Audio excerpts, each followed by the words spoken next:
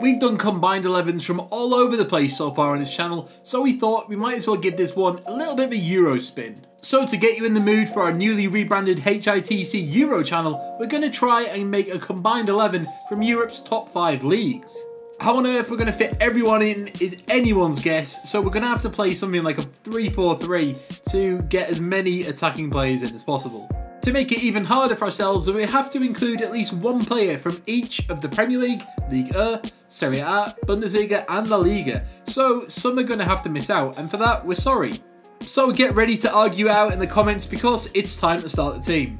In goal, Manuel Neuer. While the likes of David De Gea, Gigi Buffon and Thibaut Courtois are still fantastic keepers, Neuer is easily the best in the world. The captain for both Germany and Bayern Munich now, Neuer is always seemingly just about out of contention for the Ballon d'Or and will probably miss out again this year, despite being an incredible goalkeeper. The German really has revolutionised the role that keepers play in the modern game, basically acting as a sweeper and being as talented and as confident enough to play with the ball at his feet. He's won just about everything there is to win at club level and has a World Cup to his name, so try and argue with this one. In at right back is Sergio Ramos. Over to Spain now and to a player that will either get sent off, get somebody else sent off, or do a bicycle kick in the penalty area for some reason. But that really is why we love Ramos. Sure, he's a bit sometimes, but that makes him even more lovable. Yeah, he can act like a temperamental child, but he is also one of the best defenders around, which is something that a lot of people can easily forget. He was fantastic for Madrid last season and helped them to back-to-back Champions League titles and the La Liga title as well. He's an absolute must for this team now because we're going a little bit too attacking, so we need somebody who's really good at defending. Which brings us on nicely to our next man, and at centre back is Leonardo Bonucci. This one is more of a personal preference if anything, but you can't deny that he is in fact a great defender. Sure, he might have gone to AC Milan in a big money deal, but that hasn't stopped him from being brilliant.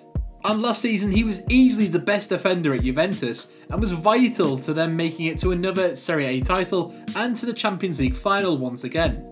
Like Ramos, he's kind of a necessity in this team because we really are going very attacking. At left back we've gone for Marcelo. This was a lot of debate going on here whether it should be Marcelo or somebody from Ligue 1 or just somebody like David or whoever, but we're going for Marcelo because he is fantastic and he can play just about anywhere, and who wouldn't want him in their team? The Brazilian is an absolute engine and will run up and down our left flank all day. Even when the match is over, he's still there dribbling, crossing and doing a bit of diving as well. And let's not forget getting people sent off. He played a whopping 47 games last season and didn't seem to slow down at all, as he proved in the Champions League final where he was really great. Moving on to midfielders, we're going to kick things off with Marco Verratti. Our only player from Liga in the starting 11, Mbappe and Neymar would probably be on the bench. Right, now that's cleared, let's get on to this Italian maestro, and that's exactly what he is, because he seriously pulls the strings in midfield with relative ease. Obviously the likes of Toni Kroos, Luka Modric and Paul Pogba are missing out, but we're sure that you'll get over that. His incredible range of passing, great tackling and creativity would make him a must for any team. And alongside him we're going for N'Golo Kante. Yes, I like my midfield not to get too far forward and mainly just run around loads, which is exactly why we've gone for Kante. Following his move to Chelsea last season, he proved that he was anything but a one-season wonder and continued his incredible and tireless performances. In fact, he was so good that he won the Premier League Player of the Season award, and quite handedly.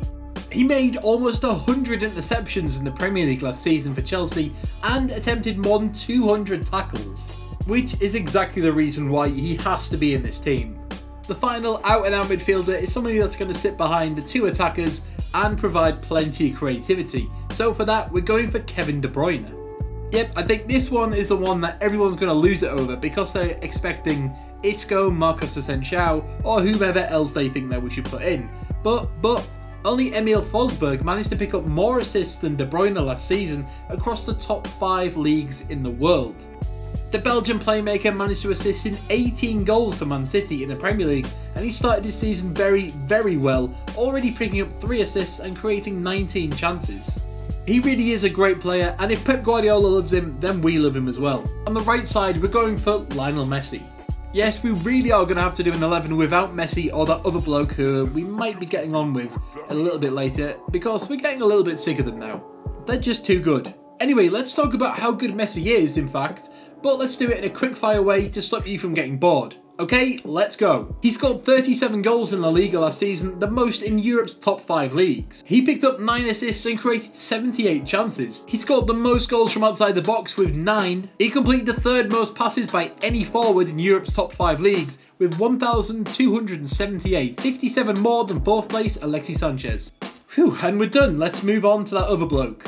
Hey, it's Cristiano Ronaldo. Who saw that coming? Though we could have gone for a bit of Mbappe or Neymar to spice things up a bit, or maybe even Scott Arfield. After the 2016-17 that Ronaldo had, it is impossible to leave him out of any starting 11. Right, so let's talk about that 12 months, because following Real Madrid winning the Champions League in 2016, he then went on to win Euro 2016 and followed that up with another La Liga and Champions League just months later. And we might as well do a quick fire stat round for CR7 as well. He only scored 25 goals last season in La Liga, the fewest in the league season since moving to Real Madrid. However, he also scored 42 in all competitions, including 12 in just 13 games in the Champions League. He picked up 6 assists and won just 3 tackles all season. Done.